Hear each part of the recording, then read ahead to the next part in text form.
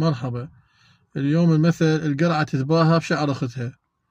قصة هذا المثل أو القصة المأثورة عنه، أكو أختين العفو.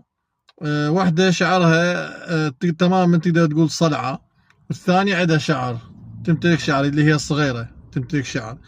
فكانت الكبيرة أختها الكبيرة كل ما تطلع قدام العالم تتباهى بشعر أختها، دائما تقول شعرها وشعر أختي الطويل وشعرها الحلو وشعرها وخصلت، وهكذا استمرت. كل ما تقعد بجلسة مال النساء كل مناسبة تتباهى بشعر أختها، وشلون لمعان لا مثيل له، وشلون تتحدث يعني تظل بغرور شديد، وهي مو شعرها، شعر أختها، تتباهى بشعر أختها.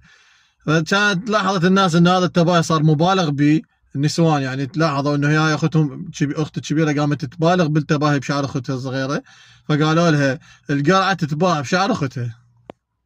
وسلام.